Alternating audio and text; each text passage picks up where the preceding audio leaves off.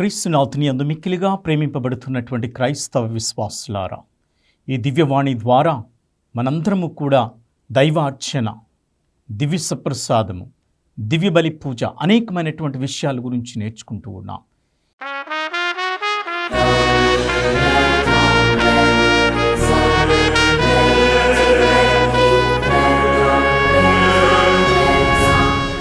ఈ దైవార్చన పాఠాలలో మరి ముఖ్యంగా దివ్య బలి పూజల్లో చిన్న చిన్న విషయాలు, అంటే ప్రారంభం నుంచి ముగింపు వరకు కూడా జరిగేటటువంటి విషయాలు మనం క్షుణ్ణంగా ఒక్కొక్క విభాగము ద్వారా చక్కగా దాని లోతైనటువంటి అర్థాలు, చారిత్రకమైనటువంటి విధి విధానాలు, వేదాంతపరమైనటువంటి అంశాలు, సాంకేతాలు, చిహ్నాలు అనేకమైనటువంటివి కూడా దివ్య బలి పూజ గురించి మనం ఈ యొక్క దైవార్చన విభాగంలో ఎపిసోడ్లో చూస్తూ ఉన్నాం. కనుక ఈరోజు మరి ముఖ్యంగా మనందరము కూడా దైవార్చనలో దైవవాక్కు ప్రాముఖ్యత, దివ్య బలి పూజల్లో కానివ్వండి, అనేకమైనటువంటి సందర్భంలో కానీ దైవార్చనలో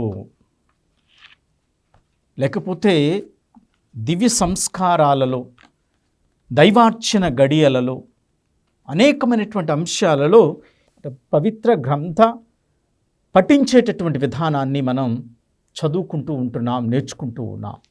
ఎందుకు తల్లి అయినటువంటి తిరుసభ దివ్య బలి పూజల్లో మనందరము కూడా దైవవాక్కును పదే పదే వింటూ ఉంటాం, చదువుతూ ఉంటూ ఉన్నాం.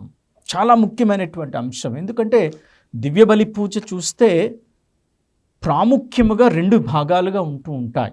మొదటిది ఏమిటి అంటే దైవార్చనలో దైవవాక్కు, ఆ దివ్య బలి పూజలో. రెండో భాగాన్ని కృతజ్ఞతార్చన, అంటే దివ్య సప్రసాద క్రమము అనేటటువంటి విషయాలు మనందరం కూడా దివ్య బలి పూజలో చూస్తూ ఉన్నాం. మరి ఇక్కడ చూస్తే దైవార్చనలో దైవవాక్కు ప్రాముఖ్యత అంటే మనం చూస్తున్న importance of word of God in the liturgy. ఆ దైవార్చన, బైబిలు వాక్యాన్ని ఎందుకు చదువుతూ ఉన్నాం దివ్య బలి పూజలో. అలాగే దైవవాక్కు, దైవార్చన గడియలు, అంటే దైవార్చన గడియలు అనుదిన శ్రీసభ ప్రార్థనను దైవార్చన గడియలు అంటూ ఉంటాం. దీన్ని మనం లిటర్జీ ఆఫ్ ది అవర్స్, ముఖ్యంగా పీఠాధిపతులు, గురువులు, కన్యాశ్రీలు, సెమినరీలో తర్ఫీదు పొందుతున్నటువంటి విద్యార్థులు, అలాగే కన్యాశ్రీల కోసం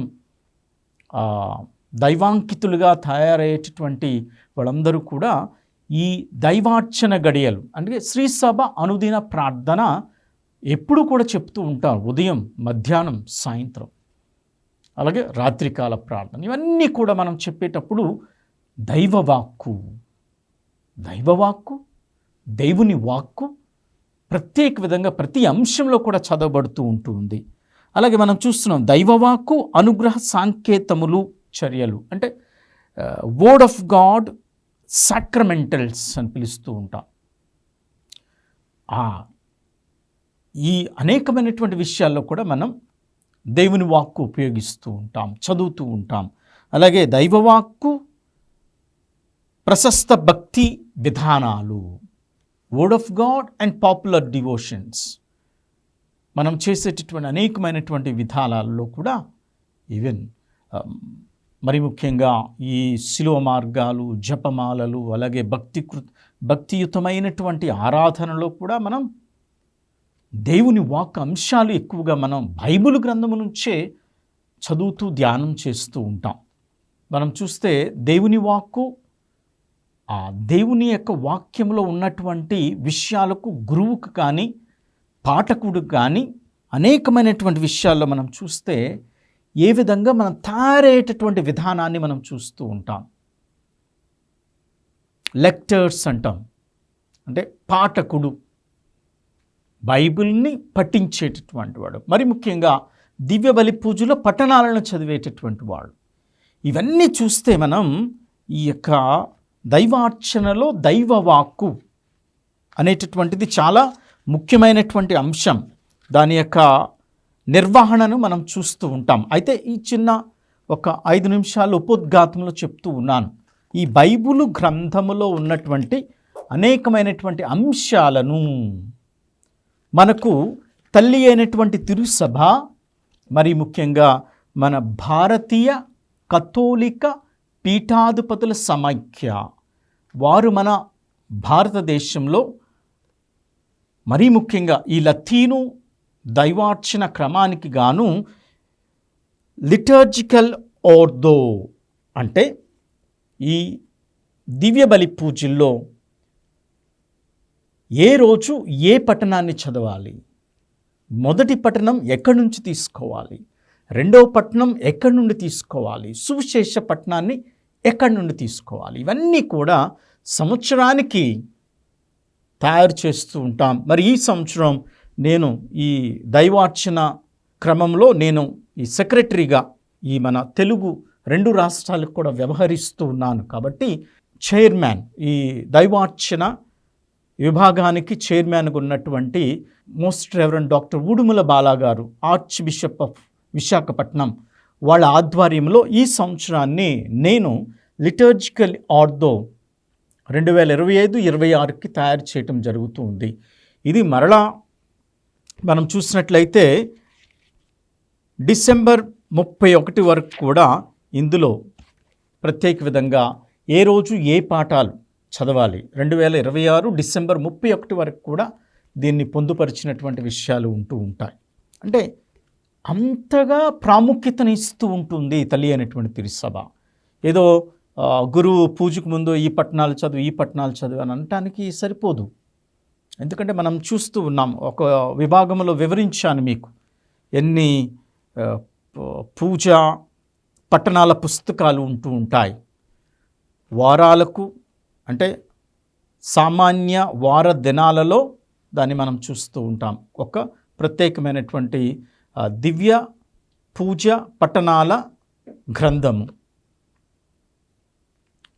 ఆదివారాలకు మరలా దివ్యబలి పూజ పట్టణాల గ్రంథం ఇంకొకటి.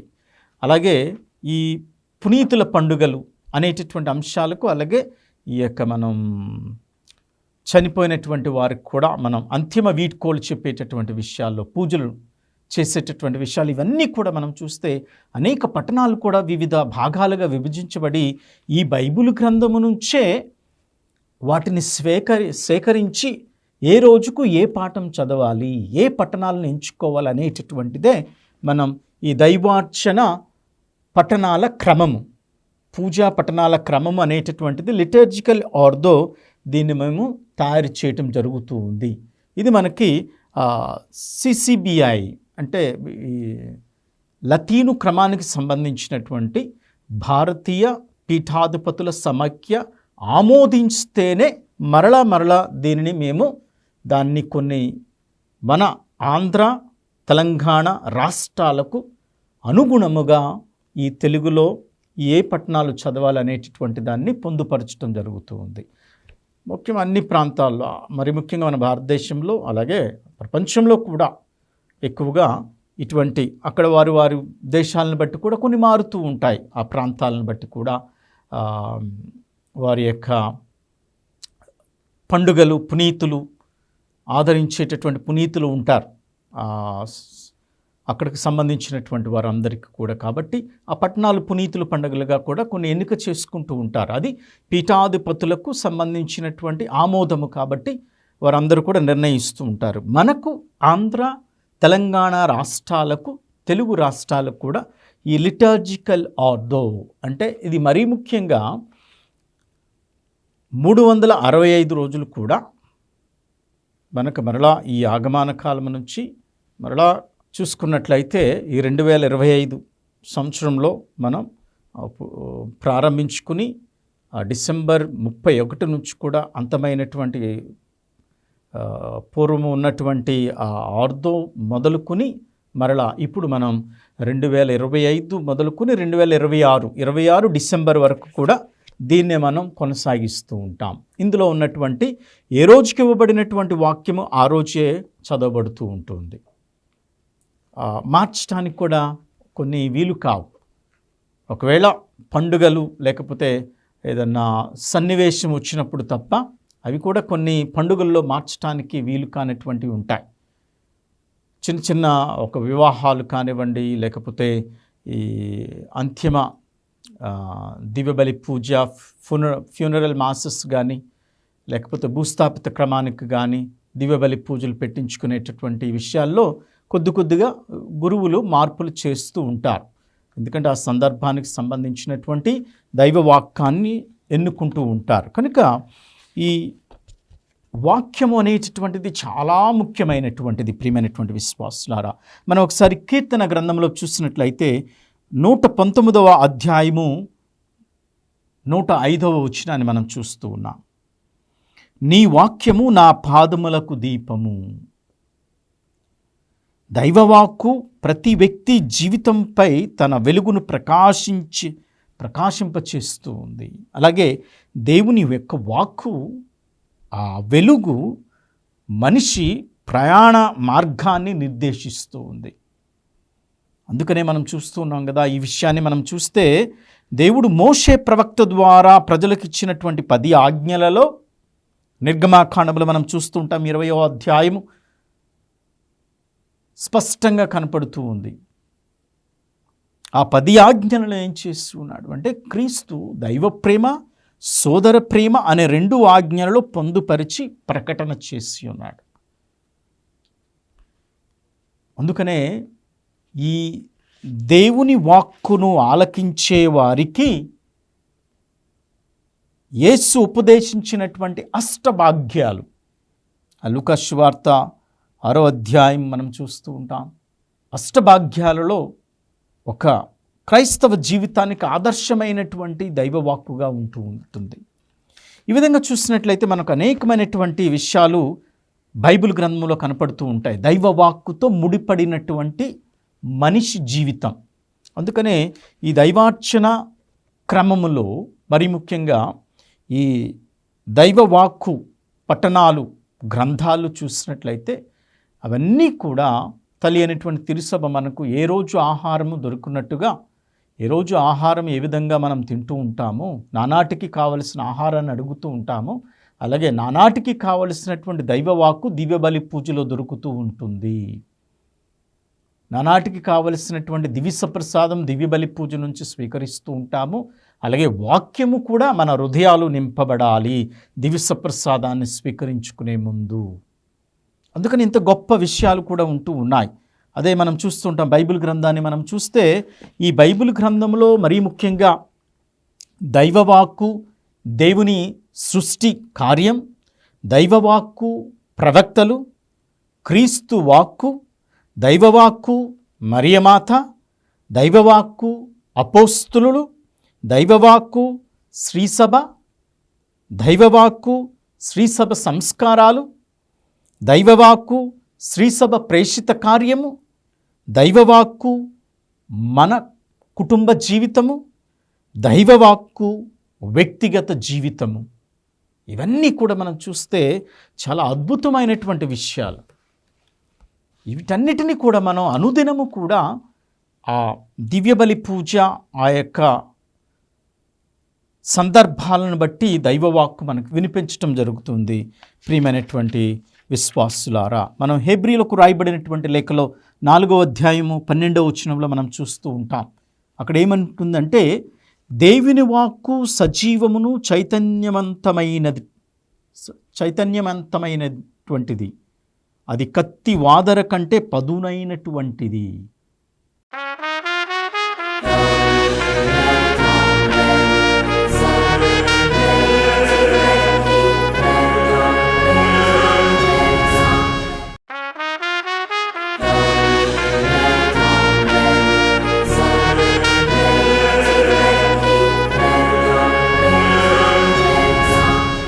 మానవుల హృదయాంతరాంగాలను కూడా, ఆశలను, ఆలోచనలను కూడా వీక్షించగలదు అనేటటువంటి గొప్ప ఆయుధంగా దొరుకుతుంది మనకి దేవుని యొక్క వాక్కు. అలాగే మనం ప్రభు వాక్కు మనం చూస్తూ ఉంటాం. ప్రభు వాక్కు కూడా మరి ఆ ప్రభు వాక్కు అనేటటువంటిది ఇక్కడ చూసినట్లయితే దైవార్చనకు అధ్యక్షత వహించేటటువంటి గురువు మాత్రమే, లేకపోతే ఆ ఉపగురువు డీకన్ కానీ గురువు కానీ ఆ సువిశేష పట్టణాన్ని చదువుతూ ఉంటాం. ఈ విధంగా ఎందుకు అంటే దీన్ని ఎవరు కూడా భర్తీ చేయలేరు. ప్రబోధం, ఆ ప్రసంగం కానీ, డీకను, తర్వాత ఆ గురువు కానీ, బిషప్ గారు కానీ వీరు మాత్రమే ఈ దైవార్చనలో, మరి ముఖ్యంగా దివ్యబలి పూజలో ప్రసంగాలు, ఆ సువిశేషం యొక్క వాక్యాన్ని వివరణ చేయటం ఇవన్నీ కూడా జరుగుతూ ఉంటుంది. తర్వాత మనం చూస్తూ ఉంటాం, కొంచెంసేపు మౌనం వహిస్తూ ఉంటాం ఆ దివ్య గ్రంథ పఠనాలు తర్వాత, ఆ ప్రసంగం తర్వాత. ఎందుకంటే కొంచెం నిశ్శబ్దత అనేటటువంటిది చాలా ముఖ్యం. ఇది ప్రభు వాక్కు, పట్టణాలు చదివి ఇది ప్రభు వాక్కు అన్న తర్వాత కొద్దిగా నిశ్శబ్దత, పరిశుద్ధమైనటువంటి నిశ్శబ్దత ఉండాలి.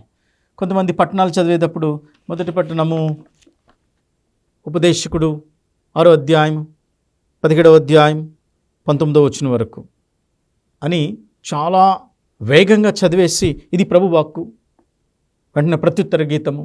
ఈ విధంగా చూస్తే ఒక మనకి ఈ హరిబరిగా అంటే వేగంగా చదివేయటం అంటే, అందుకనే మీకు ముందుగానే చెప్పి ఉన్నాను, లెక్టర్న్స్ అంటాం. అంటే ఇది కూడా గురువు అయ్యేటటువంటి సందర్భం, లేకపోతే దీని ఇది వరకు మనం మైనర్ ఆర్డర్స్ అంటాం. ఇప్పుడు ఏమంటే పరిశుద్ధమైనటువంటి ప్రేషిత కార్యాలు దేనికి అంటే గురు పట్టాభిషేకం పొందబోయేటటువంటి వాళ్లకు, అలాగే గురువులు అయ్యేటటువంటి వాళ్ళకే కాదు, ఈ పూజకు సహాయపరులుగా లేకపోతే దివ్య పట్టణాలను చదివేటటువంటి వాళ్ళనుగా ఈవెన్ సామాన్య క్రైస్తవులు కూడా మనం తయారు చేయవచ్చు. దానికి ప్రత్యేకమైనటువంటి ఒక విభాగం ఉంది.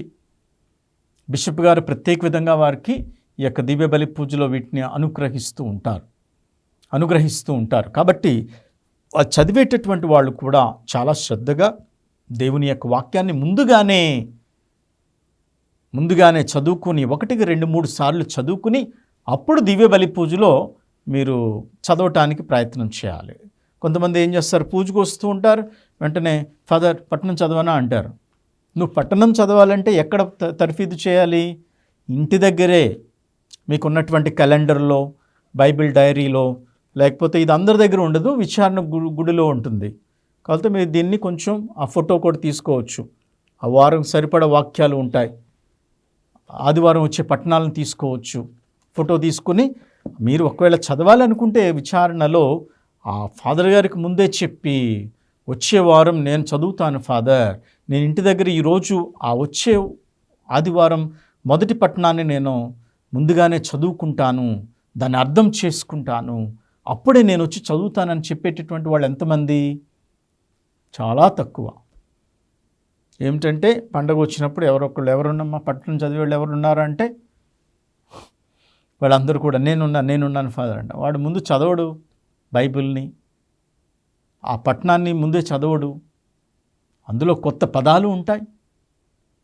ఎంత భాష వచ్చినా ఆ పదాలు పలకటం, ఉచ్చారణ, ఆలోచన, అర్థం చేసుకోవటం, వాక్యాన్ని అర్థం చేసుకుని చదవటం, ఇవన్నీ కూడా చాలా ముఖ్యమైనటువంటివి. అందుకనే దైవార్చనలో దివ్యవాక్కు చాలా ముఖ్యమైనటువంటిది బైబిల్.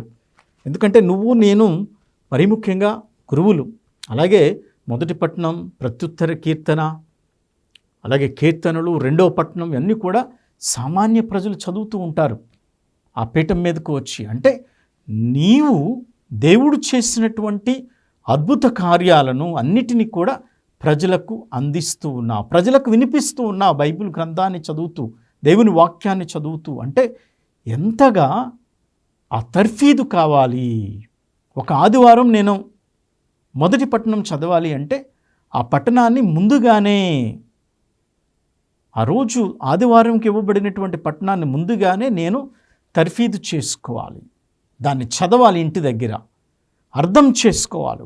దేవుడు ఇంత గొప్పగా ప్రజలను కాపాడా, దేవుడు ఇంత గొప్పగా ప్రవక్తలను పంపించి ప్రజలను కాపాడి నడిపించాడా, దేవుడు ఇంతగా ఇజ్రాయేల్ ప్రజలను ప్రేమించాడా, అయితే నన్ను కూడా ఎందుకు ప్రేమించడు?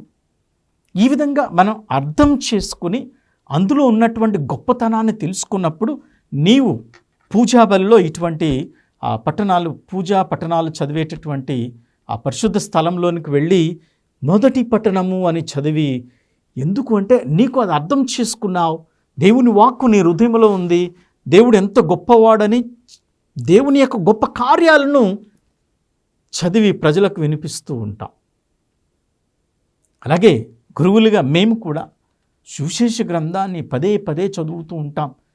ఆ పట్టణాలన్నీ కూడా చదువుతూ ఉంటాం. మొదటి పట్టణం, రెండవ పట్టణం, సువిశేష గ్రంథం, ఇవి పట్టణాలకు మధ్య ఉన్నటువంటి గొప్పతనం ఏమిటి, ఈ వారం లేకపోతే ఈరోజు పట్టణాల ద్వారా దేవుడు ప్రజలతో ఏం మాట్లాడదలుచుకున్నాడు అని. అందుకనే మనం గురువు చదవటానికి వచ్చినప్పుడు అందరం లేచి నిలబడుతుంటాం. ఎందుకంటే ఇదిగో సువిశేష గ్రంథం ద్వారా ఒక చిన్న ఊరేగింపుగా మనం పీఠం మీద నుంచి అక్కడ పవిత్ర గ్రంథం చదివేటటువంటి స్థలం దగ్గరికి వెళ్ళి మనం ఊరేగింపుగా వెళుతూ ఉంటాం. ఇరువైపులా క్రొవ్వొత్తులను పట్టుకునేటటువంటి ఉత్తాసి వాళ్ళు ఉంటూ ఉంటారు. ఈ దివ్య బలి పూజ, దివ్య పూజ స్వార్థ గ్రంథ పఠనాన్ని మోసుకు వెళుతూ ఉంటారు డీకన్ కానీ గురువు కానీ. ఎందుకు ప్రారంభంలో ఆ స్వార్థ గ్రంథ పఠనాన్ని తీసుకువచ్చి ఊరేగింపు, దివ్య బలి పూజ ముందు ఊరేగింపుతో వస్తూ ఉంటాం కదా, ఆ తీసుకువచ్చి గురువు ఆ పీఠం మీద పెట్టి మధ్యలో పవిత్ర సువిశేష గ్రంథాన్ని పీఠం మీద పెట్టి ఆ పీఠాన్ని ముద్దు పెట్టుకుంటూ ఉంటాడు. ఎందుకంటే ఆ బలిపీఠము క్రీస్తు ప్రభునకు చిహ్నంగా, సూచనగా ఉంటూ ఉంది. అంటే ఆ దివ్య బలి పూజ పీఠం మీద స్వార్థ గ్రంథాన్ని పెట్టి, బైబిల్ గ్రంథం అంటే అన్ని గ్రంథాలు వస్తాయి, అవి కాదు, సువార్త. అక్కడ దివ్య బలి పూజ పీఠం మీద పెట్టేటటువంటిది ఆ 4 సువార్తలు ఉన్నటువంటి గ్రంథాన్నే స్వార్థ పఠనాల గ్రంథము, స్వార్థ గ్రంథం. అందుకనే ఆ గురువు లేకపోతే బైబిల్ గ్రంథాన్ని మోసుకొస్తున్నటువంటి సహచరులు వీళ్ళందరూ, లేకపోతే డీకన్ కానీ పూజ ఆరంభంలోనే ఆ ఊరేగింపుగా వస్తుంటారు. గురువు వస్త్రాలు వేసుకున్నప్పుడు ఆ పీఠం మీదకి వచ్చినప్పుడు ఆ స్వార్థ గ్రంథ పట్టణాలను అక్కడ నుంచే, ఆ స్వార్థ గ్రంథ పట్టణాల నుంచే గురువు ఆ పూజా పట్టణాలు చదివేటటువంటి ప్రత్యేకమైనటువంటి యాంబో ఆ ప్రదేశంలోనికి వెళ్ళి చదివి, చదవటానికి ముందు పీఠం మీద నుండి స్వార్థ గ్రంథాన్ని తీసుకువెళ్తున్నాడు. ఎందుకంటే పీఠం మీద ఉంచబడినటువంటిది ఏమిటి? స్వార్థ గ్రంథం అంటే క్రీస్తు ప్రభు మాట్లాడినటువంటి మాటలు, క్రీస్తు ప్రభు చేసినటువంటి అద్భుతాలు, క్రీస్తు ప్రభు ప్రజలను స్వస్థపరిచినటువంటి విధానాలు, క్రీస్తు ప్రభు శిష్యులను పిలిచినటువంటి విధానం, క్రీస్తు ప్రభు తనను తానుగా తన తండ్రికి ప్రార్థన చేసుకోవటం, తండ్రి యొక్క ప్రణాళికను మనకు ఎరుగుపరచటం, అలాగే ఆయన ప్రాణత్యాగం, అన్నీ కూడా శ్రమలు, మరణం, ఉత్థానం అన్నీ కూడా మనందరికీ కూడా చక్కగా దివ్యవాక్కు ద్వారా మనకు అందించబడుతూ ఉంది. అంటే వీటన్నిటిని మాట్లాడినటువంటి ప్రభు, ఈ స్వార్థికారులు వాటన్నిటినీ కూడా పరిశుద్ధాత్మ చేత ప్రేరణతో వాటిని రాసి ఉన్నారు. కాబట్టి మరలా గురువు అదే బలిపీఠం మీద, బలిపీఠం అంటే అర్థం ఏం చెప్పి ఉన్నాం? క్రీస్తు ప్రభుకు చిహ్నముగా. అందుకనే ఆ సువిశేష గ్రంథాన్ని పీఠము నుంచి తీస్తూ, అంటే క్రీస్తు ప్రభువే ఇప్పుడు ఈ ప్రత్యేకమైనటువంటి స్థలము నుంచి మాట్లాడబోతూ ఉన్నాడు, ఆయన వాక్యం వినిపించబోతూ ఉన్నాడు గురువు. అందుకని గురువులుగా మేము కూడా ఆ సువిశేషాన్ని చదివి అర్థం చేసుకుని ఈరోజు, ఈ వారము, ఈ ఆదివారము దేవుడు ప్రజలతో ఏం మాట్లాడదలుచుకున్నాడు, దాన్ని గొప్పగా తయారవ్వాలి. గురువులు కూడా మంచి ప్రసంగాలన్నీ కూడా తయారవుతూ ఉన్నాం. చక్కగా గురువులు ఈ రోజుల్లో మనం చూస్తే చక్కగా ప్రసంగాలు చెప్తూ ఉన్నారు. బైబిల్ వాక్యాన్ని అర్థం చేసుకుని వారికి ఉన్నటువంటి తర్ఫీదును, అలాగే ప్రసంగాల్లో వివరణాత్మకంగా వాళ్ళందరూ కూడా వాటిని ఆలోచన చేసుకుని ప్రజలకు అనేక విధాలుగా దేవుని వాక్యాన్ని బోధిస్తూ ఉన్నారు. ఎందుకంటే అది మా బాధ్యత. దేవుడే తన వాక్కును వినిపిస్తూ ఉన్నాడు బైబిల్ గ్రంథము ద్వారా, స్వార్థ గ్రంథము ద్వారా, మరీ ముఖ్యంగా క్రీస్తు మాటలు. అందుకనే ఇవన్నీ కూడా చాలా ముఖ్యమైనటువంటివి. అందుకని మేము మంచిగా తయారవ్వాలి, మంచిగా చదవాలి, మంచిగా ఉచ్చారణ చేయాలి. ఆ క్రమశిక్షణ, తర్ఫీదు ముందుగానే దేవాలయానికి రాకముందే ఇంటి దగ్గరే మనం అందరం కూడా తర్ఫీదుగా ఒకటికి 2-3 సార్లు చదువుకోవాలి, ఆలోచన చేసుకోవాలి. సామాన్య క్రైస్తవులుగా మీరు మొదటి పట్టణం, రెండో పట్టణం కీర్తనలు చదివేటటువంటి వాళ్ళు, పాడేటటువంటి వాళ్ళందరూ కూడా ముందుగానే వాటిని తర్ఫీదుగా మీరు తయారు కావాలి. అలాగే గురువులుగా మేము కూడా ఆ తర్ఫీదులోనే అలాగే ఇంటి దగ్గర అలాగే ముందుగానే ఆ వాక్యాన్ని చదువుకుంటూ ఉంటాం. తర్వాత విశ్వాస ప్రమాణము, విశ్వాసుల ప్రార్థన. విశ్వాస ప్రమాణం మనం చూస్తూ ఉన్నాం. విశ్వాస ప్రమాణం చేయటం ద్వారా భక్తులు దేవుని వాక్కును తమ ఆమోదం తెలిపిన వారవుతూ ఉంటాం మనందరం కూడా.